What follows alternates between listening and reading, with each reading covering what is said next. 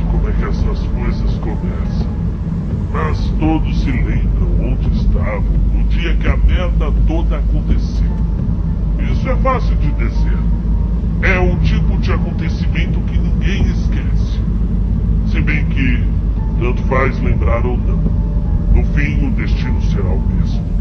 Uma mordida, taquicardia, fortes espasmos, febre, hemorragias internas e, bem, vocês já sabem, a morte. E depois, a volta.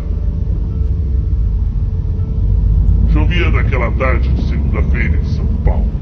Acho que é eufemismo dizer que choveu aquele dia. Foi o que os paulistanos dizem, ou diziam. Caiu um toró daqueles. Sim, choveu pra diabo. E quando chove na capital, é túnel que alaga, rios que transbordam, avenidas que se fecham, pessoas perdem o emprego, pessoas perdem a vida. Ninguém para pra ver, não dá tempo. Todo mundo aqui já viu alguém morto na calçada, ou na linha do trem, ou soterrado, ou baleado. Não importa muito. E por isso, talvez, quando aquilo aconteceu, a gente não deu muita bola. Ou não percebeu. Se passou por mim, eu não percebi, pois estava atrasado. É engraçado pensar que se você for um policial, um enfermeiro, um velocista ou um jogador de basquete, suas chances de sobreviver vão aumentar. Que idiotice. O Usain Bolt não teria chances contra os fedidos.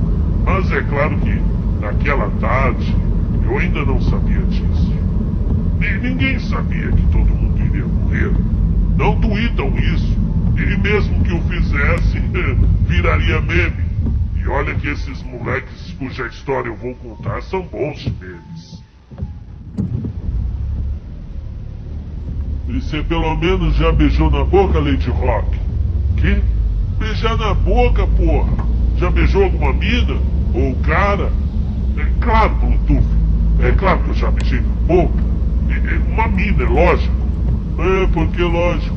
Você é um daqueles? Não, pô, não viaja assim. Sem preconceitos. Mas 100% do tempo eu tô pensando em mulheres. Mas já beijei umas minas sim. Umas? Duas. Ah, bom. Sei lá. Você tem mó cara de cabaço, parça. E você? Resolveu a treta com crime? Resolver como? Sem grana? O hipopótamo já me jurou. Evita, hein? Esses dias eu tava pensando. Você tá andando na rua de boa, sem maldade, e de repente tem uma quadrada apontada dentro da sua boca com 2 gambés cheirados querendo saber de uma grana que você nunca ouviu falar. É, Lady Rock. É foda. Mas a história não foi bem assim. MC Bluetooth estava alguns minutos limpando seu óculos da Oakley espelhado. Colocava no rosto, ligava a câmera do celular, voltava a tirar. Ué, você não falou que não era do crime? Eu não era mesmo não, parça. Eu subi naquela moto pra ir pro baile. Era uma noite do all shot. Os caras pararam num posto na Marginal Tietê. Mandou eu deixar a moto funcionando enquanto eles iam na conveniência, manja? Eu só ouvi os pipocos.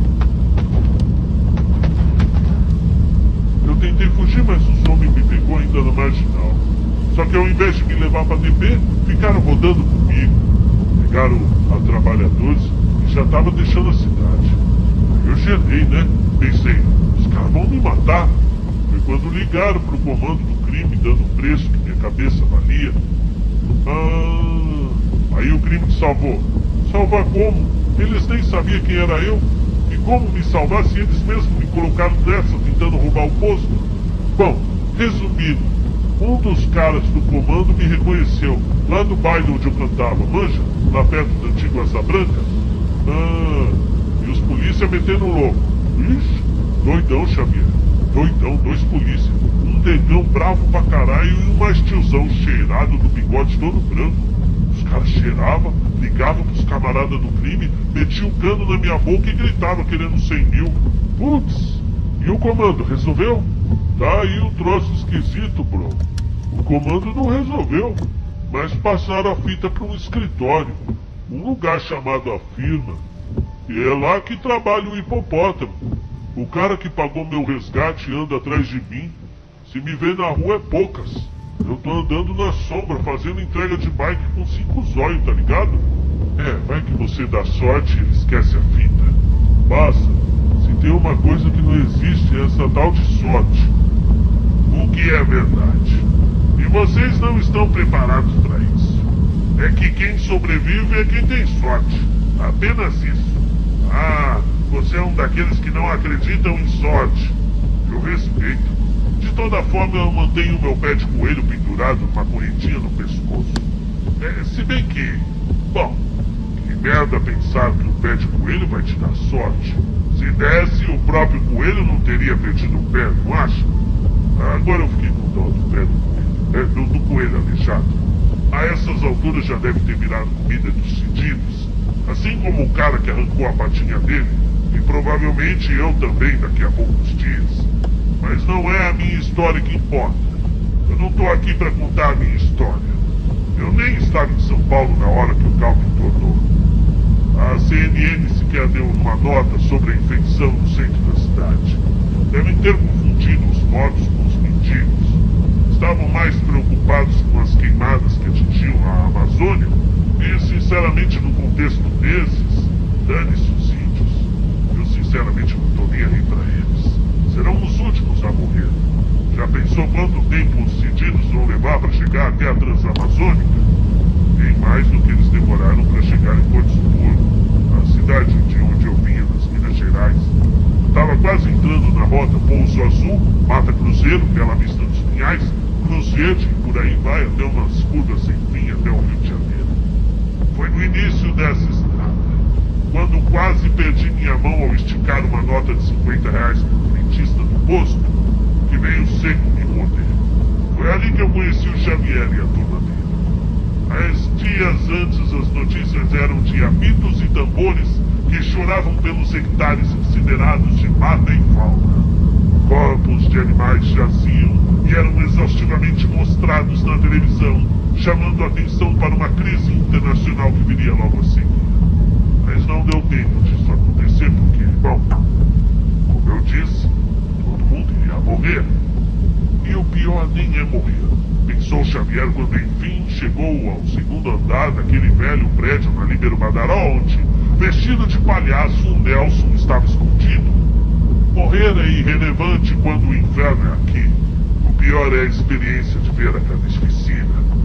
Uma coisa é nos jogos mortais, você sabe que tudo ketchup e massinha. Mas ao vivo a coisa é mais pesada. Mesmo para quem já está acostumado a ver presunto nas calçadas no domingo de manhã.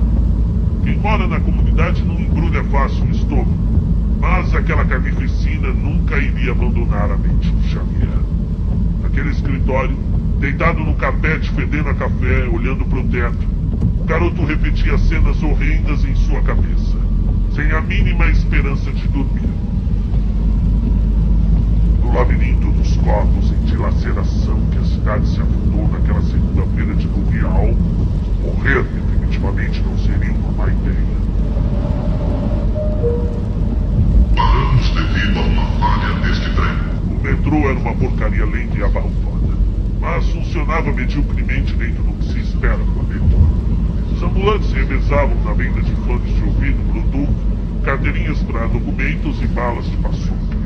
Xavier pensava na menina nova da galeria, que havia entrado meses antes para trabalhar no Almirante, aquele mercenário que tinha uma loja de discos no último andar. A menina com os braços salvos desenhados, touca na cabeça mesmo em dias de calor e calça larga no melhor estilo maloqueiro skatista, com certeza era a mais gata que já havia aparecido na galeria do rock desde a Patrícia Paixão. Vocês lembram da Patrícia Paixão, não lembram? Xavier tinha pensamentos fervilhantes quando o assunto era Jenny. O problema é que o rapaz estava queimado no Almirante, aquele velho sem vergonha. Desde aquela vez que tentou comprar o seu disco mais raro pelo preço do comum, misturando-o no meio de outros. Era o primeiro bolachão do David Bowie, autografado frente e verso. Uma raridade. Repetia Xavier que cobiçava a peça desde antes de começar a trabalhar na galeria. Aliás, o fato de estar próximo daquele disco Foi um dos motivos que o fizeram procurar emprego naquele lugar. O pai desconhecido e a mãe doente foram outros dois motivos. Ele precisava de grana. Foi por essas épocas que começou a nutrir certo desprezo pelo velho almirante, com aquele bigodão e cabelos brancos compridos, com os braços peludos e descomunais, sempre desnudos em uma eterna regata do Pantera. Será que ele não tirava aquela regata para lavar? Falava com o peso de uma bigorna, mexendo a todo momento na sua barba rude, mostrando seu sorriso cínico, áspero e amarelo. Ainda o implacável negociante ostentava em sua vitrina uma jaqueta antiga de couro que dizia ter pertencido a John Lennon. É claro que a veracidade sobre a jaqueta carecia de informações, mas o disco do Bowie era real. Xavier costumava pegar na República, mas fora até a sé depois do almoço tirar uns documentos do poupa-tempo para o chefe. Era dia de pagamento. Xavier estava esperto, porque sabia que o seu chefe, filho da puta, pagava somente no final do expediente. E se o negociante mandasse o garoto ver algo demorado, não precisaria pagar naquela data, porque provavelmente o funcionário terminaria o serviço e iria de lá embora. O chefe usualmente fazia isso no dia do pagamento. O Xavier já estava ligado. E odiava o dono da Lady Rock por isso. Queria voltar à loja, mas não deu tempo. Então, ainda inconformado, se parafundou no volume de pessoas que disputavam centímetros na plataforma para a zona leste. O jeito era ir no contrário, pegar sentido Barra Funda, voltar 2 estações e entrar no trem mais vazio, já que esse era o entroncamento principal da cidade, colecionando o maior número de gente toda. Talvez tenha sido esse o maior erro do jovem vendedor de camisetas da Galeria do Rock. Voltar às estações. Se ele fosse direto, teria conseguido se despedir da mãe, teria tempo de jantar, tomar um banho e quem sabe até dormir a sua última noite de sono, antes da coisa toda explodir e chegar ao meu bairro, lá na cidade de Tiradentes. Vai por mim. Os zumbis iriam levar pelo menos uns 2 dias para chegar lá. Aquele trem era realmente lento e desconfortável, mas era melhor do que pegar 3 ônibus e voltar para casa. Na República, Xavier desceu de volta, lotado. Esperou no primeiro vagão, próximo à cabine do maquinista, pois tinha a esperança de que a maioria fosse descer no Brás para a CPTM. Ao seu lado vinha uma senhora morena com um olhar de cansaço. À frente, sentada, uma mulher gorda comia batata frita com bastante mostarda, exalando um cheiro que esmagava a todos. Xavier sempre foi contra esse negócio de comer batata frita dentro da condução. E eu também sou. Ou era, né? Tanto faz. Ninguém mais vai comer batata frita no metrô. Assim como os vendedores ambulantes, pastores analfabetos e jovens mimados que se sentam no chão. Todos são estorvos, como pombos, pensou o jovem enquanto observava melancolicamente a tudo e a todos. A moça, com um decote generoso, o lembrou de que ele ainda era virgem. Isso era um problema que crescia um pouquinho a cada dia. E não era o tipo de probleminha que a gente esquece durante a semana. Ele pensava 642 vezes por dia nesse probleminha. A cada decote, a cada saia apertada e até quando passava por alguns manequins. Não qualquer manequim, né? Apenas aqueles safados da loja de calça jeans da rua direita. Aqueles. E assim foi, com Xavier babando e pensando naquele decote. Até quase chegar à estação em Anhangabaú, quando a composição deu um tranco muito forte, parando-o quase que imediatamente. O nariz do garoto quase desceu dentro do decote com um tranco. Era como se uma força aniquiladora segurasse o vagão de imediato. Seria outro trem? Se fosse a cabine do maquinista, já estaria todo esmagado, dando para ver os estragos de onde ele estava. O metrô, embora já não andasse mais para frente, mantinha-se em constante agitação, sem que pudessem ver nada, já que ainda ele permanecia dentro do túnel. O jeito era aguardar. O povo estava acostumado a aguardar, mas não com aquele tranco. Algumas pessoas estavam doloridas diante da pausa brusca da viagem, e alguns já começavam a ficar exaltados, ameaçando a tocar a sirena e abrir as portas de emergência. Também nunca gostou desses escandalosos que se exasperam a dar show. O grandão de jaqueta jeans era o mais falador, mas de nada adiantava porque o trem, que antes estava parado, agora mediante estrondos ensurdecedores, começou a verter para trás em solavancos que impressionavam. Algo estava empurrando o trem de volta, e essa constatação encheu Xavier de terror. Resolveu chamar no grupo de mensagens que ele mantinha com os moleques do Anhangabaú. Era uma espécie de ponto de encontro que os jovens mantinham para matar a hora do serviço, fumar um baseado e andar de skate. Os Mandrakes do Vale é o nome do grupo. Funcionava há 2 anos. Nele estavam todo tipo de gente jovem que se encontra perdida no centro velho, desde os roqueiros da galeria, como o Chave, skatistas da Roosevelt, uma galera do Slam e os funkeiros da 24 de maio. Esses eram os Mandrakes do Vale. Mensagem: Oh, vocês estão sabendo de uma parada estranha rolando aqui embaixo, no túnel do Anhangabaú? Silêncio. Mensagem aguardando para ser enviada. Oh, tem ninguém nessa porra não? Mensagem do MC Bluetooth. E aí, Lady Rock, que pega? Mano, tá acontecendo uma parada aqui, eu tô com medo. MC Bluetooth. Mano, tô descendo a Paulista de bike, aqui tá suavão. Mensagem da Tati Slam. Hey, Lady, sai daí, caralho. Fica buscando aí não. Oxi, e por quê? Putz, tão empurrando o vagão. Silêncio. Mensagem da Tati Slam.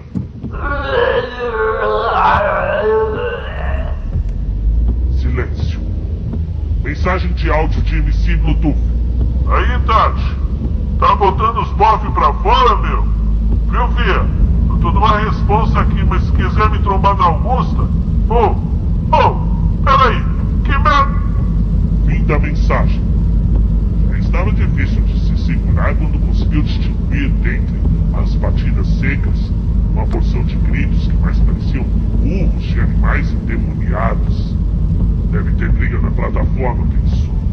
Já tinha visto a estação Anhangabaú alagar em dias como aquele, em que São Pedro ligava o chuveiro bíblico, mas talvez não fosse esse o caso.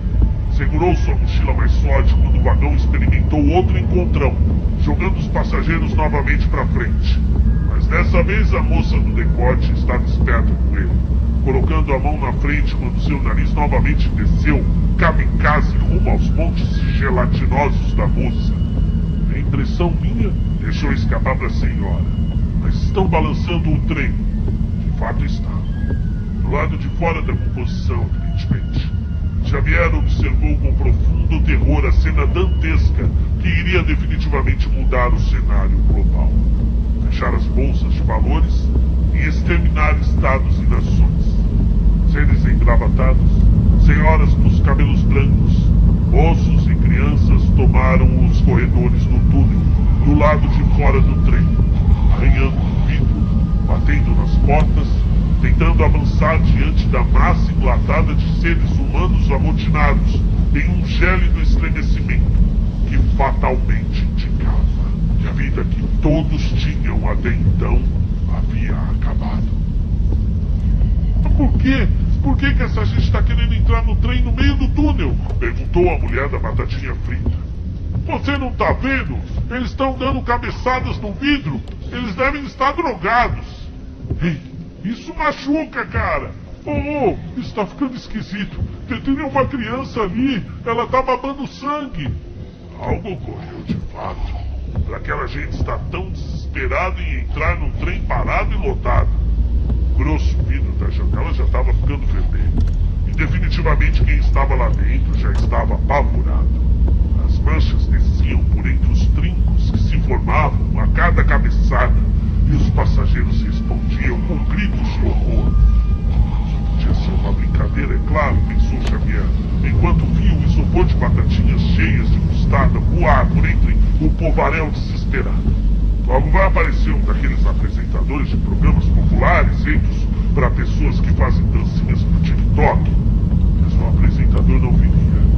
Ninguém viria. E as unhas quebradas tentando arranhar a porta metálica eram reais.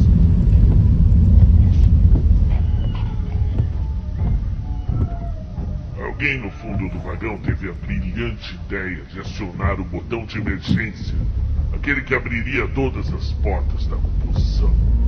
O famigerado botão vermelho que fica dentro daquele potinho de acrílico. Xavier sempre teve curiosidade em quebrar o potinho e apertar o botão para ver o que acontecia. Mas não naquele momento. As portas se abriram. E na sua cabeça, a única sensação que ficou gravada era do seu fone de ouvido gigantão, que tocava o Bohemian Rhapsody.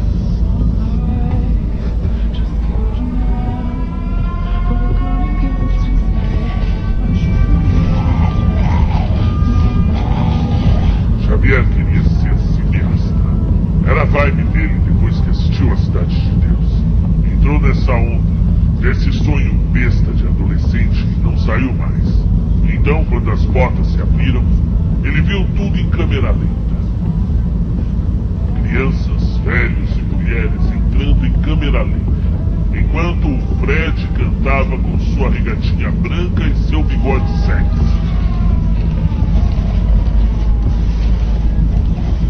Encostou à parede para assistir ao formidável espetáculo de carne humana sendo dilacerada. Os seres de gravata vinham com as órbitas embranquiçadas, destroçando órgãos internos, devorando orelhas e narizes com uma violência lancinante. E o Fred Mercury dizia aos ouvidos de Xavier: isso é real ou isso é só fantasia? De fato, o vendedor de camisetas de rock estava preso num desmoronamento sem escapatória da realidade, pois até no teto já se ouvia vozes pancadas, e a canção continuava esquecida e internalizada em seus ouvidos, enquanto um sujeito magro, vestindo terno vinho de crente 2 números maior, com a face desfigurada, vinha grunhindo em sua direção. E o Fred cantava: mamãe, eu não quero morrer, eu nem queria ter nascido.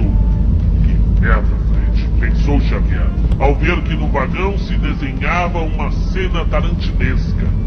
Quando finalmente o terno vinho chegou ao seu cangote, pronto para mordê-lo, sentiu a pele regelar.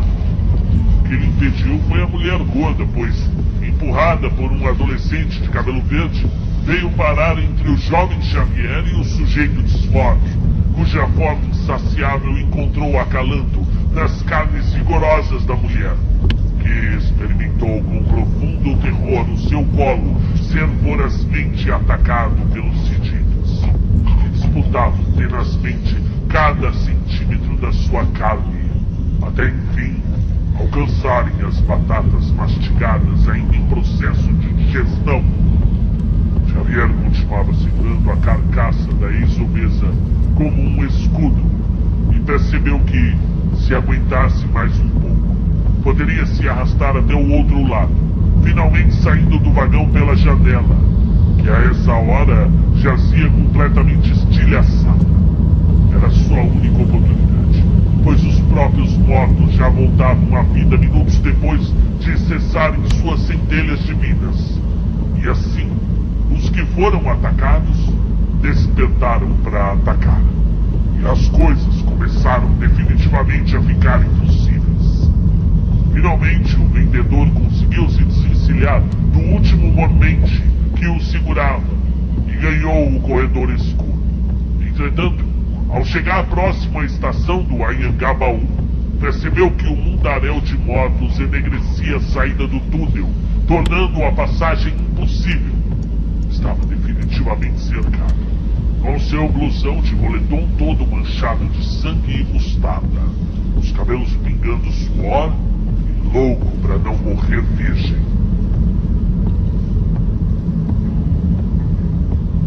A mina da loja da frente? Perguntou certo dia o Nelson. Ah, eu já fiquei com ela. Você sabe que tá mentindo. Eu sei que você sabe que tá mentindo. E você sabe que eu sei que você tá mentindo, Nelson. Ah, você é mó vacilão, Chave. Todo mundo já pegou a Jenny. Só você fica pagando de apaixonadinho. Eu já passei a vara. Nelson arrumava o enorme babado do seu uniforme de trabalho. Pois vamos lá então perguntar pra ela. desafiou o rapaz saindo de trás do balcão. Não, pô, você tá louco? Puxou Xavier pela manga da camisa listrada vermelha. É claro que ela vai negar, né? Você que é o maior saco de vacilo, Deus. Você nunca pegaria Jenny. Ué, e por que não? Porque você é gordo, e tem tetinha, e tá vestido de palhaço. Pelo menos eu não sou virgem. Sorriu com maldade, apertando seu nariz vermelho. A Jenny sabe que você é virgem? Eu vou lá perguntar. Agora é do Xavier, que quase perder o equilíbrio puxando o amigo pelo macacão colorido. Ei, rapaz! Gritou o seu Yugi lá de dentro do depósito da Lady Rock, a loja que o Xavier trabalhava. Manda o moço embora e dobra essas roupas. Te vejo mais tarde na fila do banco, cabaço. Falou, Lady. Despediu-se passando pela loja onde Jenny trabalhava. E aí, princesa? E aquela moral pra mim? Vai dar quando? Jéssica olhou para o jovem que andava pelas ruas do centro com um macacão colorido, sapatos enormes e nariz vermelho. Além, é claro, da sua peruca rosa cacheada. Eu já falei pra você não ficar dando corda pra esse idiota. É gente assim aqui do centro que te derruba. Esse moleque é curva de rio. Pois o curva de rio que logo mais iria tirar o Xavier da maior furada da sua vida. Pois o dono da Lady Rock provavelmente já estaria morto naquele momento. E o rapaz estava prestes a seguir o caminho do chefe, com uma única diferença. Aliás, duas. Iria morrer pobre, sem o salário do mês e virgem.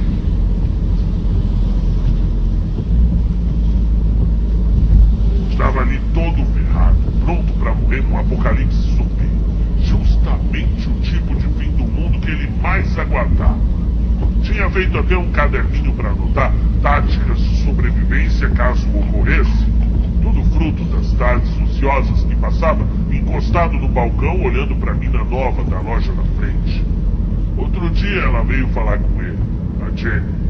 Ele quase caiu da banqueta alta atrás do balcão, tentando esconder o caderninho cheio de desdesenhados. Ela percebeu a manobra de Xavier e riu. Ele ajeitou seus óculos e arrumou a franja de psicopata que ele insistia em usar. A parada da franja era para esconder uma cicatriz hedionda que vinha do limite do couro cabeludo com a testa e viajava sentido atrás da orelha para o outro lado, como uma puta centopeia, atravessando o crânio em diagonal, fruto de um tombo de bicicleta que levara quando tinha 12 anos. Desde então, ouvia zumbidos. Pensavam trivialidades. Bandas, quadrinhos, quando as tardes com poucos clientes se tornavam ociosas. Você é o maior Zé Modinha, acusava Jenny sem piedade, fazendo um jogo de cabelo que sinceramente o deixava maluco. A de si sempre será melhor. Que nada, nunca chegarão aos pés da Marvel no cinema, defendia o rapaz. Clássico é clássico, menino. Cinema é modinha. Eu quero ver se garantir nos quadrinhos. Jenny argumentava com segurança. Já estava decidido a chamar a menina para dar um rolê na Augusta à noite. Mas a coisa toda dos zumbis estava, com certeza, destruindo seus planos. Ainda mais naquele momento em que sua mochila estava sendo puxada pelos sentidos. Não queria perder suas coisas. Embora pouca utilidade, teria um Discman retrô, cartas do Pokémon, um pacote de bolacha e camisinhas vencidas. Desse jeito, com essa camiseta do Homem-Aranha, nem mosquito vai querer te chupar. Luthorf tinha razão. Xavier era tímido e inerte, mas naquele momento aquilo não fazia a menor diferença. Era preciso agir rapidamente. Uma ideia veio colocar-lhe novamente no jogo, quando olhou o pequeno vão entre o par de trilhos. Era magro, talvez coubesse. Lá se jogou embaixo do trem, buscando o outro lado da composição como um soldado que se afasta da trincheira. Que merda, pensou. Já tinha visto todos os filmes, séries e quadrinhos do gênero. E, sinceramente, quando acontece de verdade, não tem graça nenhuma. A coisa toda fede. E o único sentimento é de nojo diante daquela goteira incessante de sangue que descia dos vagões apodrecidos. Além, é claro, de uma vontade surreal de sobreviver. Até o fim daquela manhã, quando tons alaranjados já escureciam o céu, dando entornos assustadores ao centro da cidade, Xavier Carlos da Silva tinha a convicção de que a vida era intolerante ao extremo de preferir a morte todos os dias a ter que entrar naquela máquina de moer sonhos humanos que é o trem da vida.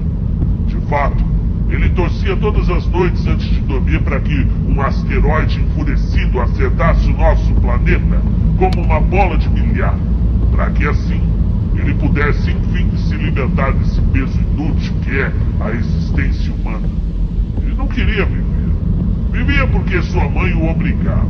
A dona Maria Rosa da Silva, de quem ele herdara o sobrenome, devido à identidade desconhecida do seu pai.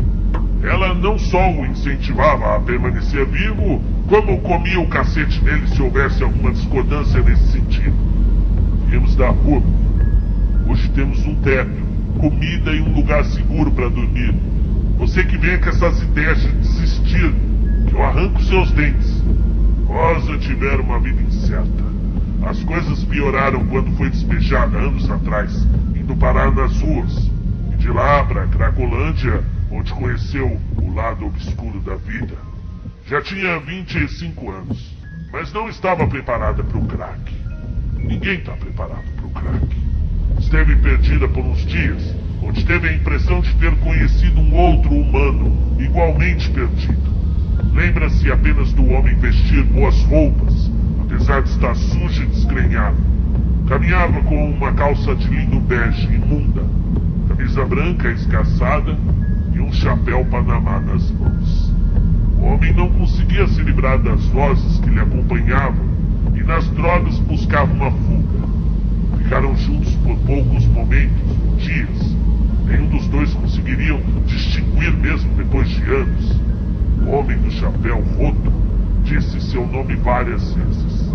Isso a transtornava toda vez que tentava se lembrar, quando enfim, recuperada da crise, descobriu-se grávida.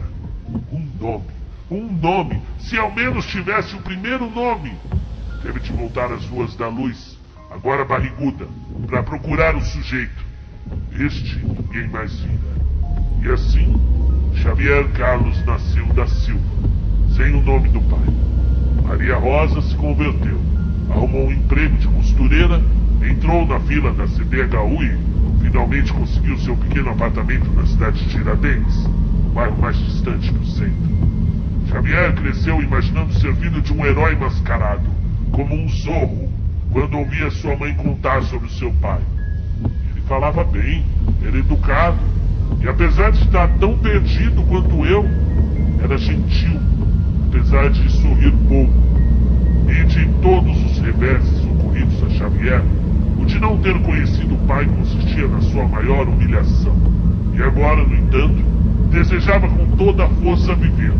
Não para conhecer o pai, nem para salvar a mãe, que já vinha em estado avançado de sua doença, já adquirida em épocas da sarjeta. Ele queria viver, para fuder pela primeira vez na sua vida com a Jenny. E vocês podem menosprezar seu motivo de vida, mas só quem já teve 19 anos com a cabeça cheia de tesão sabe o que um jovem é capaz de fazer para conseguir a transa da sua vida. Ou pelo menos a primeira. Ele permanecia ali, debaixo do trem, se arrastando, tentando ao máximo viver para conseguir estourar seu cabaço enfiado entre as pernas da Jenny. Xavier Carlos se arrependia por ter tantas vezes pedido um final rápido e indolor para a gigantesca mediocridade daquela sociedade. E mergulhado no caos do lodo viscoso e rubro, ele tentava desesperadamente sobreviver. Já havia percorrido 2 vagões e estava no entroncamento do terceiro quando percebeu que o metrô começou a se mover. De novo. Seguia vagarosamente para frente, esmagando a horda de corretores, cabeleireiros, secretárias, enfim, todos os que tinham até poucas horas uma vida para viver. E agora? Bem, transtornados pelo vírus fatal, eram arrastados pela máquina, que atravessava lentamente a plataforma da estação, indo se chocar com a próxima composição, que jazia parada no próximo túnel. Mal teve tempo Xavier de se segurar no alabastro do entroncamento para não ser esmagado enquanto estava debaixo do trem. Conseguiu se desvincular do vagão logo que a composição deixou a estação. Mas teria que ser rápido, afinal, a legião de andantes o aguardava dos dois lados. Conseguiu finalmente se esquivar até um daqueles corredores laterais, por onde andavam os funcionários quando faziam a manutenção das vias. Em uma escada de ferro, chegou a um pequeno depósito. Ali conseguiu deixar suas roupas já em frangalhos, rasgadas pelos zumbis. Colocou uns trajes civis que algum funcionário deixou por cima do armário, para buscar depois do expediente. Talvez esse nunca mais volte no trabalho, pensou Xavier. Coitado. Coitado de mim. Com certeza esse funcionário não deve ter morrido virgem. A merda do apocalipse zumbi é você ficar pensando nas coisas que deixou de fazer em vida. Só tem esse porém. Você ainda não morreu. Entre os andrajos, retirou seu celular e somente então se deu conta que ainda estava com seus enormes fones de ouvido pendurados no pescoço. Desligou o som e viu que havia uma mensagem no aplicativo. Era da Jenny. O áudio que ela mandou deixou Xavier em profundo sobressalto. Xavier, onde é que você tá? Putz, cara, aconteceu um negócio esquisito aqui. Você tá perto da galeria? Eu tô presa aqui no depósito. Eu tô em cima da loja. Eu tô morrendo de medo, Chave. O almirante tá esquisito, tá fazendo uns barulhos estranhos. Tá parecendo um cachorro com raiva. Cara, eu tô com medo. Por favor, vem me buscar. E agora, pensou o garoto. Como é que eu vou chegar até a galeria do outro lado do Vale do Anhangabaú? Tentou mandar mensagem para que ela não tentasse fugir, mas os celulares já não tinham mais sinal. O jeito era sair à superfície. Mas onde raios ele estava? Com certeza entre o Anhangabaú e a Praça da Sé. Disso sabia. Mas a que altura?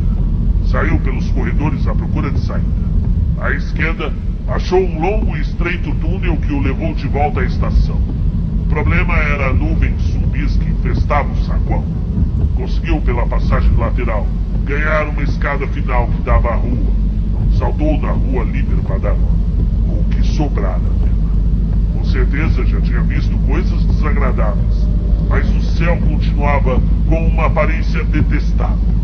Um amarelado forte, como se São Pedro tivesse tragado um imenso cigarro do diabo dentro do balde e expelido pelas nuvens. Ameaçava voltar a chover, enquanto dezenas de fedidos disputavam espaços na rua, ora dando encontrões, ora mordendo uns aos outros, todos envoltos na maldita cortina da morte que se deitou sobre eles. Um deles, um sujeito bem vestido, porém molhado, segurava um pombo negro nas mãos. Olhava com muito ódio para Xavier. Do outro lado da rua, era detestável sua aparência. Seus olhos escalares transmitiam toda a dor que uma existência exaurida pode mostrar. Ele grunhia e tinha espasmos animais quando enfim cravou os dentes no peito do pombo. Soltou um brum muito longo e perturbador. Foi o brum mais nojento que ele já tinha ouvido. O homem engravatado continuou comendo a ave nojenta enquanto os outros doentes se aproximavam. O chão estava podre de sangue coagulado e restos de membros, cartilagens, olhos estourados. Até os cães ganiam de ódio depois de mordidos. Xavier sentiu o seu corpo tremer de repulsa e medo. As pernas continuavam estáticas diante de um enorme policial que vinha em sua direção, já entregue à obscura peste da morte. E ali percebeu que não conseguiria fugir. Desejou um final decente e rápido à sua mãe, a única parente conhecida em São Paulo. Fechou os olhos. Teria sido o seu fim, não fosse uma viatura em alta velocidade esmagar o policial que vinha alcançando o jovem. Xavier! Ô Xavier, caralho, aqui, porra! Era o Nelson, um cara vestido de palhaço. Estava no segundo andar de um prédio antigo do outro lado da rua. Fazia movimentos circulares com os braços, chamando. Eis que ia descer para abrir o portão. Xavier, com muito custo, atravessou e se meteu por entre a fresta que deixaram para ele. Estava salvo. Meu Deus! Encontrar seu amigo era um bom sinal. Qualquer traço de familiaridade num ambiente de completa morte é consolador. Não conseguiu se privar de abraçar Nelson. Que merda, Chave, você tá fedendo. O que é isso no seu cabelo? É merda? Cara, é muito bom te ver. Xavier subia as escadas falando e pensando e gesticulando. Tinha uma muvuca no trem e uma mulher tirou batata frita da barriga de uma velha. Você acredita que o meu chefe morreu sem ter pagado o meu salário? Tá, Lady, para de viajar. O apocalipse zumbi chegou, meu nego. Agora é tudo que vai se danar mesmo. Já no segundo andar, após uns minutos de silêncio sem fôlego, finalmente esboçou ao amigo. E aí, caralho? Que porra foi essa que aconteceu? Perguntou Nelson, e o seu chapéu fazia barulhos engraçados enquanto os guizos balançavam. Todo mundo ficou doido, respondeu Xavier com as mãos entre os cabelos. E agora? Agora fudeu. Que merda. Você vai morrer virgem. Nelson sorria maldosamente. Tem algum plano? Perguntou Xavier. Olha, você já leu sobre isso e eu também. Continuou Nelson. O importante é sobreviver às primeiras 48 horas. É quando um pico explode. Depois que o primeiro baque passa, a maioria consegue encontrar uma saída. E onde você tirou isso, porra? Do YouTube. Você é inocente demais, Lady. Lady Rock era o seu apelido no grupo dos Mandrakes do Vale, pois trabalhava na loja com o mesmo nome, Lady Rock. Conheceu Nelson meses atrás, na 24 de maio. Ele ficava no calçadão vestido de palhaço, chamando os clientes para o restaurante, R$19,90 dentro da galeria. Bora almoçar, patrão! R$19,90 com churrasco! Comida caseira, comida levinha, comida gostosa! Você faz seu prato! Bom, por que você fuma vestido de palhaço, Nelson? Xavier colava no meio da tarde para juntos irem no vale andar de skate. Era a hora em que todos se encontravam para tirar um lazer antes de voltarem, cada um para suas casas. Foi sorte encontrar o Nelson Palhaço na Líbia. Estava esperando ter sorte também para atravessar o vale até a galeria do rock. Você ficou doido? Perguntou o Fricote, o nome de palhaço do Nelson. Ninguém consegue atravessar mais o vale. Chega mais! Os dois percorreram um extenso escritório, até chegar do outro lado do prédio, que tinha suas costas viradas para o Anhangabaú. Aí, seu louco, vai surfar em cima dos presuntos? Era uma massa de pelo menos 20 mil zumbis, vagando no amplo espaço do vale, que de longe mais parecia o espaço da Copa do Mundo ou em shows da virada cultural. E o viaduto? Gaguejou Xavier.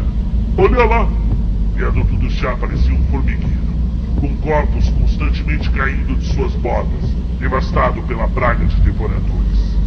O Santa Ifigênia consumia-se numa dança da morte, onde os zumbis, aos milhares, já ameaçavam derrubar a estrutura donirânica. Mas que diabo você quer fazer lá na galeria? Perguntou Nelson. O cigarro dele reluzia nos guizos do seu chapéu. A Jenny tá lá, cara. Tá precisando de ajuda. Disse absurdo, tentando enviar uma mensagem para ela. E você vai arriscar sair lá fora por causa de uma mina que você nunca pegou? É claro, pô. Você não vai entender que diferença faz. Muita diferença. Já pensou no que você vai fazer até acabar essa coisa de subir? Essa porra pode durar anos. Vou terminar todos esses games aqui. Você acha que a eletricidade vai durar até quando, seu arrombado? É tudo automatizado, seu burro. Ela vai ter energia até quando não tiver mais humanos nesse mundo. A energia iria acabar naquela mesma tarde, quando os zumbis começaram a cair no viaduto em cima dos fios de alta tensão, torrando tudo. Você gosta mesmo dela, hein? Fricote continuava olhando para o vale em chamas. Os dias eram calmos na galeria do rock quando não tinha apocalipse. Após o almoço era comum os dois encostarem na cerca ondulada de ferro para matar o tempo enquanto as pessoas passavam lá embaixo na 24. Esse lugar é uma merda, suspirava mascando seu chiclete. Você pensa em meter o pé daqui? Eu sei lá, respondia Xavier, mais entretido no volume que a camiseta Bad Religion da Jenny fazia na altura dos seus seios. Eu tenho coisas ainda para resolver aqui no centro de São Paulo. E ainda o seu pai? Veja, Chave, eu também cresci sem pai. A maioria das minhas amigas também. E pode ter certeza, seria melhor eu não ter conhecido aquele lixo de ser humano. Vai por mim, você não vai querer conhecer o seu. Mas Xavier queria sim conhecer o seu. Aceitaram o trabalho no centro, pois sabia que a sua mãe o conhecera naquelas imediações. Estava na rua buscando possíveis semelhanças faciais dos homens mais velhos. Ensaiara milhares de vezes a frase: desculpa, senhor, mas por acaso, há uns 20 anos, conheceu uma moça chamada Rosa? Ela era bonita e magra, morava na rua. E não sabia se teria coragem de falar sobre a parte que a mãe tinha sido moradora de rua. Certo dia viu um homem muito parecido com a descrição que sempre sua mãe fizera, de pé no metrô. Ele estava lá. Xavier tinha acabado de descer quando enxergou o homem, e o homem notou sua expressão de urgência no meio da plataforma ao vê-lo. Ele tentou voltar à composição, que fechou as portas na sua cara. Os dois ficaram trocando olhares, surpresos, enquanto vagarosamente o trem se despedia da estação. Camisa bege, chapéu panamá, um olhar melancólico, como quem tenta se lembrar se tirou o ferro de passar da tomada ou não antes de sair de casa. Só podia ser ele. Era ele. Naquele momento, Xavier, que olhava lá embaixo a horda monumental de seres monstruosos, torcia muito para o seu pai, se estivesse vivo, ter saído da cidade a tempo.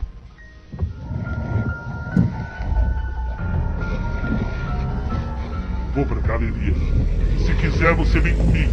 Ah, nem se tivesse lá a Maricel, a cantora, meu velho. Se quiser ficar no bunker aqui, pode pá. Agora descer naquele MMA de desgraçados? Ah, não vou morrer mordido, nem comido, nem ferrado pelo meu amigo. Aqui tem uma loja de esportes radicais, olha isso aqui.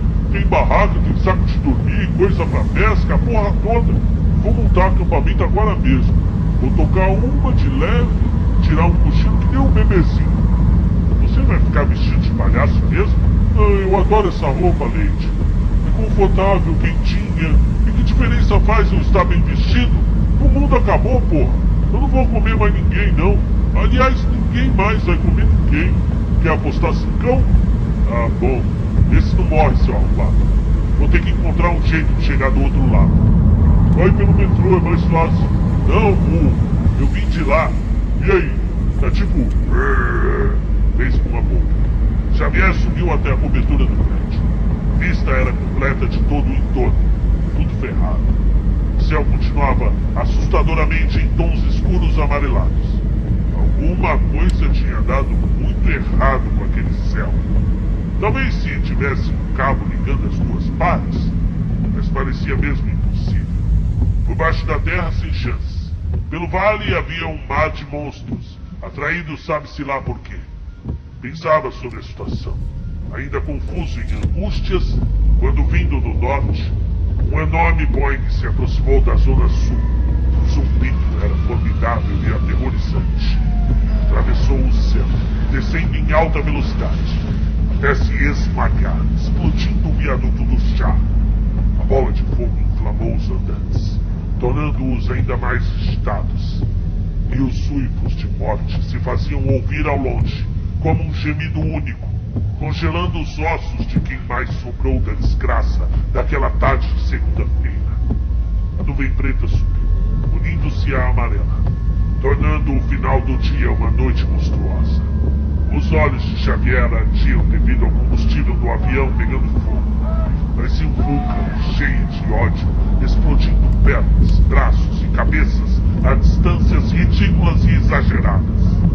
Ossos chegavam às vidraças, produzindo barulhos angustiantes. O mundo tinha virado uma imensa gosma daquele vermelho escuro pisado. Xavier sentiu-se sozinho ao extremo. Sentou-se na balaustrada e chorou miúdo. Pediu perdão à sua mãe. Tentou mandar mensagem para ela, mas não conseguiu. Entretanto, seu choro não levou mais do que 5 minutos. Rapidamente se levantou, apontando para o antigo prédio do mapa. É uma ideia idiota, pensou. Idiota a princípio, ele mesmo admitiu. Mas parecia única. Era preciso descer nessa loja de spots radicais que o Nelson Fricote falou. Ele iria salvar a Jenny. Iria perder a virgindade. Estava já na escada quando, ao abrir uma porta de incêndio, foi atacado por um sujeito alto e magro, com uniforme de ascensorista. O monstro segurou firme o ombro de Xavier, dobrando seu calcanhar, fazendo os dois rolarem pelos degraus, numa luta feroz até o outro patamar, onde finalmente o garoto conseguiu usar o próprio peso do sujeito enorme para jogá-lo no vão central da escadaria, indo fedido chocando-se nas muretas, esfacelando seu corpo morto até o térreo. Que droga! Gritou, percebendo que seu tornozelo havia torcido na queda. Como é que eu vou transar com o pé todo ferrado? Será que precisa do pé para transar? Eu sei lá, para dar impulso. Ficou pensando nisso até conseguir voltar ao pavimento, onde Nelson fumava olhando para o teto. Ué, você não ia tocar uma? Não dá. Reagiu com um olhar assustado. Eles não param. E foi, cara. Assustou-se com a expressão do palhaço de restaurante. Tá doidão, é? Lady Rock, eles gritam o tempo todo. Parece o gemido do inferno, cara. Eu tentei tirar um cochilo, mas o som vindo lá de baixo acaba com os meus dedos. Diz pra eles pararem, diz. Mas, por favor, cara, fala pra eles parar. Gritou Nelson, segurando firme a blusa do garoto, que, com dificuldade, conseguiu se desvencilhar. Se controla, Fricote. Para um pouco para pensar no que você tá falando. Nelson estava em choque. Quem poderia imaginar que mesmo fora do prédio, os zumbis pudessem destruir um cérebro apenas com sua cantoria dantesca, no balé do mal, conquistando suas vítimas com o canto de suas sereias monstruosas, dançando pelo vale, como condenados no inferno, dedicando sua pós-vida ao eterno vagar pelas ruas ensanguentadas da Paulicéia. Tem essa delta naquela loja? Perguntou Xavier procurando. Você tá maluco, cara? Exultou Nelson, arregalando os olhos. Vai pular de asa delta de um prédio por causa de uma mina? Vai ajudar ou não vai? Começou a chover de novo. Não pode ir na chuva. Ué, por que não? Ué, você não viu como é que tudo começou? Eu tava dentro do metrô, Nelson. Repetiu Xavier, ainda andando à procura do material. Mano, foi foda demais. E quando eu digo foda, não é nossa, foi foda. Não, foi assim, nossa, foi foda. Uma foda de ruim. Eu tava dando um tempo no vale junto com os caras do skate. Eu lembro que a Miguelina, aquela do slam, chamou a atenção pro tempo fechando. E então tinha até um solzinho, de boas. Mas aí veio uma nuvem muito cinza lá da Paulista. Chegou devagarinho. E da luz estava vindo outra nuvem amarelada, como se fosse de fumaça mesmo. Aí sente a fita, parça. Quando juntou as duas, a coisa ficou bem estranha. Começou a ficar avermelhado e dar uns raios dentro dela, cara. Os caras até pararam de fazer as manobras pra ver. Tava bem no meio da pista o Maria Mole e o Cochicho. Começou a cair umas gotas dessa nuvem esquisita. E os dois estavam lá, como bobões, olhando pro alto. Um deles reclamou porque caiu uma gota no olho. Era o Cochicho. Gritou que tava ardendo. No Maria Mole disse que caiu na boca, que ardia a gengiva. Ou seja, não deu nem 15 segundos, cara. Foi 15 segundos. E os dois começaram a se contorcer assim, arquejando as colunas, dando urros de dor, até finalmente caírem no chão, todo contorcido. A gente achou que eles estavam zoando. Mas não, o coração deles tinha parado mesmo. Bom, pelo menos foi o que o Chaminé falou quando chegou perto deles. Pois eu tava de longe vendo, embaixo do toldo da banquinha de jornal para não molhar a roupa de palhaço. O Chaminé tentou levantar o Maria Mole, mas ele abriu os olhos de uma hora para outra e mordeu o Chaminé, arrancando um pedaço do pescoço dele, cara. E aí todo mundo entrou em pânico, pois ao nosso redor um monte de gente estava também arqueando os corpos e se transformando. Em 20 minutos já tinham 100 fedidos no vale. Então não pode sair na chuva também? Eu não arriscaria. O céu ainda está todo vermelho. A loja ficava no 7º andar. Era um Mac Store, felizmente. Conseguiram lanternas canivetes, cordas de escalada, mochilas de guerra, roupa especial para combate e finalmente a asa delta desmontada. O prédio já estava às escuras, passava das 10 da noite. Conseguiram subir os materiais com muita dificuldade. No caminho ainda se depararam com um senhor careca, transformado em zumbi. Finalmente foi abatido por um lança-chamas emprestado da loja. Caralho, Fricote, você manda bem no tiro, hein? Ah, você tá ligado que eu sou nerd, né? Eu tinha uma Nerf Elite 2.0. Eu mesmo comprei com meu salário. Eu gosto dessas paradas. Você não ia acreditar como eu sou bom nessa porra. Não brinca. O pai é cria no tiro, meu. Cola mais. Ficaram até meia-noite montando a pipa gigante que iria transportar o maluco do Xavier até a cobertura centenária do Teatro Municipal, do outro lado do vale. De lá, bastava pular umas telhas para chegar ao terceiro andar da Galeria do Rock, onde a Jenny estava esperando. Mano, você vai morrer se pular daqui, você tá ligado, né? Tô.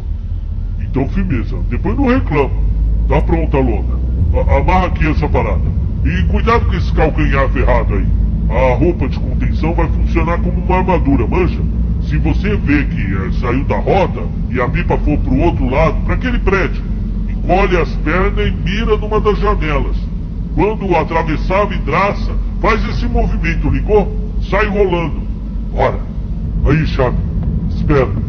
Que foi, parça? Tamo junto. O garoto vestido de palhaço abraçou seu amigo no alto daquela torre.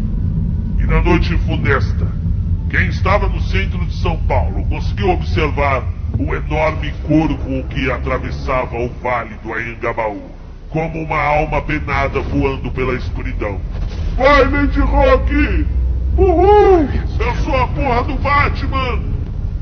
Poucas luzes provenientes da iluminação de emergência, bateria, ainda permaneciam acesas. Foi difícil para ele conseguir guiar o enorme planador que velozmente atravessou o teatro e, de forma perigosa, foi se chocar com o antigo prédio do MAP, que na época já andava fechado, já tinha uns bons anos. A grande sorte foi que a própria asa delta quebrou o vidro da janela, injetando-o no prédio de forma abrupta e perigosa. A impressão que teve ali, deitado no carpete embolorado, era que havia quebrado alguma parte do corpo. Sua cabeça girava e seu calcanhar gritava como se fosse outra pessoa morrendo. Conseguiu, com muito custo, se levantar e chegar até a janela, onde chamou o Nelson pelo rádio a pilha que roubaram da loja. Fala, palhacinho gordo!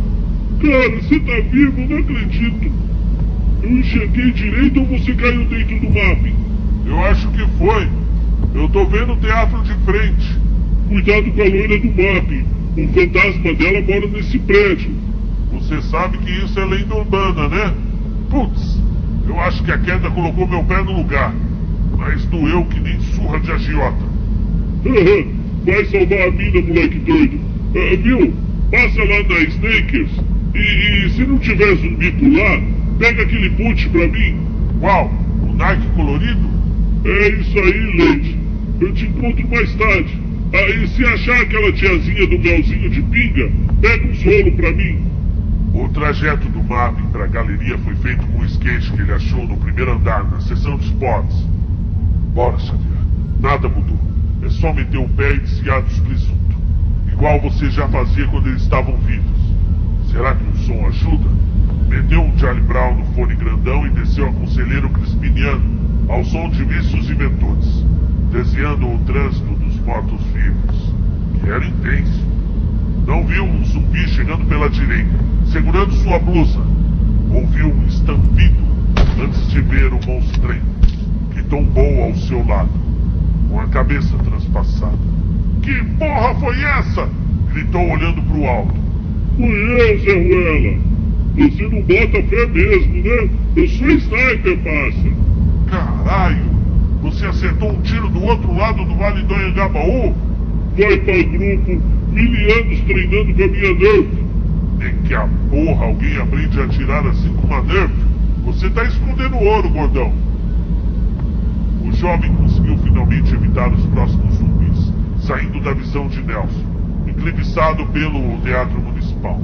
Entrou na 24 de maio, lembrando daquele jogo maneiro do Bart Simpson do Flip mais intrigou foi definitivamente ver pessoas que ele conhecia vertidas em zumbis, perambulando desgraçadamente pela rua, indo e voltando, batendo as cabeças nas placas, caçando e comendo ratos que tentavam fugir dos bueiros, já cheios de zumbis que, desesperados pela fome de Lúcifer, entravam nos buracos e ali se entalavam, ficando metade para fora, sem poder voltar, remexendo-se até suas cinturas ficarem na carne exposta, aumentando ainda mais o espetáculo medonho que aquela cidade tinha virado. Cara, aquele malucão com o cabelo do Sabotagem virou zumbi.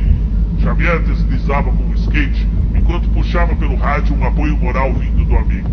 Ah, ele sempre foi bom boscão mesmo. Ô, Xavi, você não vai acreditar quem que eu achei aqui na sintonia do rádio. Tá lá na Praça da Sé, no posto da polícia. Fala aí, Bluetooth. E aí, Lentezinho, que pega? Bluetooth? O MC Bluetooth? Você tá vivo, meu velho? Isso é louco, Lady Rock. Os zumbis comeram minha mochila. Ih, mentiroso da porra. E aí, na Sé, como é que tá a coisa? Esquece, parça. Esquece. Aqui tá tudo moiado. Balalaica, boa noite, filho. E aí, na galeria? MC Bluetooth falava do rádio enquanto acertava seu tupete azul, motivo do seu nome no mundo das rimas do funk. Colocava e tirava seu Juliette do rosto, preparando-se para o apocalipse. Eu tô tentando entrar. O portão tá fechado e tem uns fedidos na frente. Ô, vê se o Jordânio virou zumbi. Não tô vendo ele aqui não, parça. Eu tô na marquise do banco, tentando pular direto pro primeiro andar da galeria. Pô, se você vê ele de zumbi por aí, dá um roles nele, um totalzinho na cadela, pra ver se ele cai. E arranca a berma dele da ciclone. Essa berma é minha, traz pra mim. Vocês estão tirando mesmo, né? Eu sou sacoleiro do apocalipse agora? Os zumbis batiam nos portões como animais selvagens. Xavier finalmente conseguiu subir as grades, que continham pedaços de dentes provenientes das mordidas incansáveis dos mortos. Realmente estava dentro. E, tirando o seu Geraldo Vigia, que já parecia um zumbi quando estava vivo, não havia ninguém no piso térreo. Subiu correndo os 3 lances pela escada curva. Já no terceiro pavimento ele conseguiu ouvir os grunhidos vindos da loja do almirante. Era ele mesmo, do alto dos seus quase 2 metros de altura, com sua barba branca tingida de rubro, pois ao seu lado jazia o cliente nerd japonês, que sempre estava atrás de Anime, mesmo sabendo que lá não vendia. Aquele babaca tinha mesmo que morrer mordido, pensou o garoto escondido. Agora, como derrubar o almirante? Ele tentava a todo momento penetrar no pequeno depósito que ficava no sobreteto da loja, onde provavelmente deveria estar a Jenny. Lembrou-se de como ela valia a pena, de quantas tardes eles passavam juntos falando besteiras, olhando-se demoradamente. Ela contava e recontava a história de cada tatuagem sua. Ele gostava em especial das suas pernas, imitando 2 cintas ligas. Sonhava com aquelas pernas nas noites quentes em que não podia abrir a janela do seu quarto para não entrar barata. E agora, bem, agora elas iriam finalmente dominar o mundo, aquelas pernas, junto com os malditos zumbis.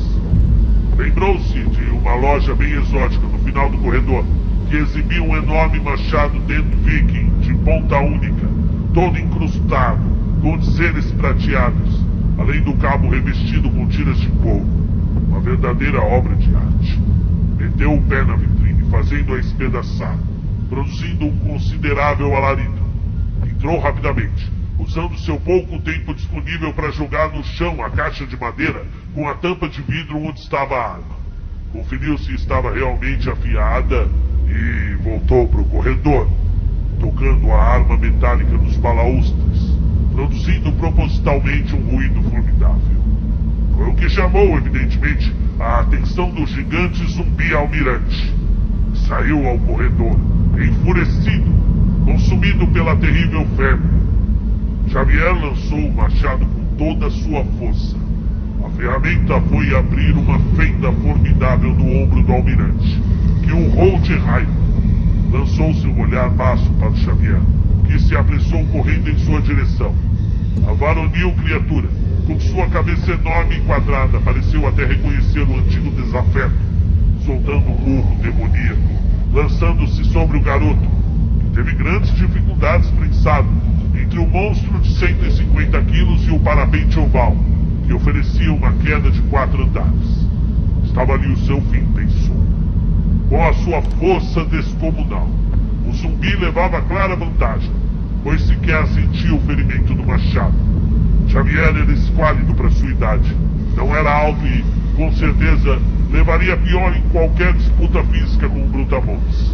Entretanto, a obstinação em salvar Jenny era tão grande que deixou o próprio almirante chegar bem perto para enfim poder se esquivar de sua mordida final, deixando que o maxilar do grotesco ser fosse com toda a força do balaústre de ferro. Era o momento. Arrancou o machado do ombro lesionado e novamente desferiu um golpe mortífero, decapitando o almirante, fazendo o truculento roqueiro desmoronar de cima do 3º andar. O crânio ficou no chão, ainda urrando para Xavier. Vai se desse nazista de merda. O leitezinho! Chamou o rádio. Agora não é uma boa hora, Nelson. Ou você acredita que aquele unha de fome do seu Lee não fechou a lojinha de lanche dele? Eu tô vendo aqui de cima com a lente do rifle. O filho da puta abriu uma portinha e tá atendendo quem passa na rua da quitanda. É xarope esse chinês. Quando os lanches acabarem, ele vai comer o quê? Dinheiro? Devolveu o MC Bluetooth. Cala a boca, vocês dois. Xavier correu novamente pelo corredor, em direção à loja. Pode abrir, Jenny! Gritou ao chegar à porta do depósito. Não se ouviu nenhum sinal.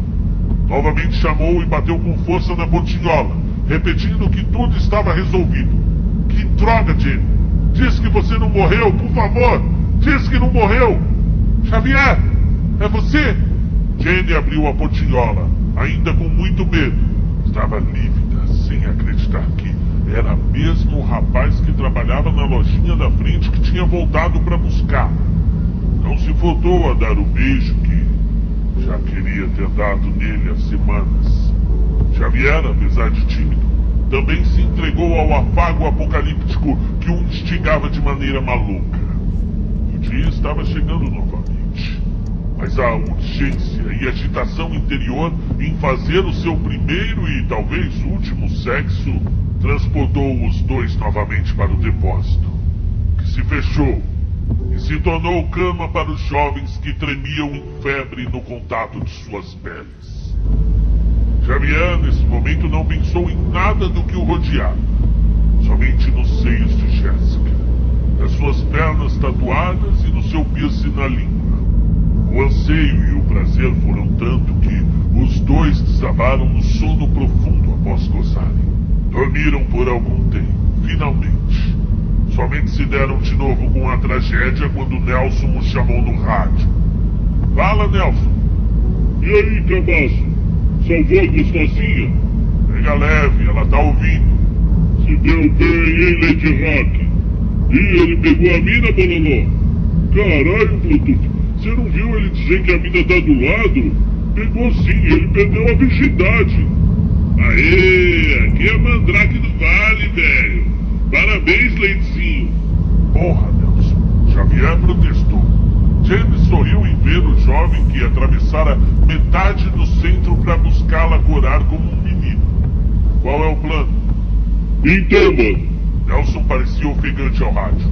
Eu consegui sintonizar alguns canais de rádio. Tem uma galera falando em sair da cidade. A peste está se espalhando. Mas o pico mesmo tá em São Paulo. Disseram que a merda toda estava escrita num livro aí, um tal de, sei lá, livro dos tumanistas. Disseram que é uma reserva, nunca pisada pelo homem branco antes, lá na Amazônia. Os índios lá cultivavam uma flor gigante, um monte dessas flores. E ninguém nem sabia que tinha essas flores aqui no Brasil. Chamam de a flor da morte. E pelo cheiro de defunto que ela exala, é um cheiro do diabo. Diz que ninguém consegue chegar perto. Quando as queimadas chegaram nessa reserva, incineraram essas plantas, as plantas da morte, e as cinzas delas, misturadas com a chuva vinda do mar, causou toda essa desgraceira. Pelo menos esse cara que estava na rádio disse que estão procurando alguma saída. E talvez fora daqui a gente consiga ter uma chance contra os mortos-vivos. E pra onde e como vamos sair daqui? Como eu não sei, Leite. Mas onde? O cara que estava no rádio disse que ia para uma tal de Cidade das Montanhas. Eu só não sei onde é, mas disse que lá essas coisas não têm vez, que existe uma cura, e tá nessa cidade. E esse malucão é o Karuma Tumã, disse o Bluetooth. É um escritor fodão, cara. Minha mãe lê todos os livros dele. Se ele tá falando que a gente tem alguma chance chegando nessa cidade, pode pá que tem. Tá, beleza.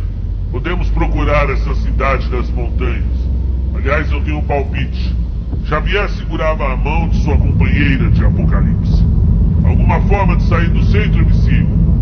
Aqui você tá ligado que é o terror, né não, passa? Você não é mandrake também? Eu tô com a bike aqui. É só falar onde que o pai chega. O pai é zica. Eu vou dar um jeito de chegar na norte e trombar com vocês. Se encontrarem pilhas no caminho, vê se pega pro rádio. E vai me deixar sozinho lá esperando não, hein? Te vira aí e me encontra na zona norte, depois do rio. E vai sair como daí, Leite? De moto.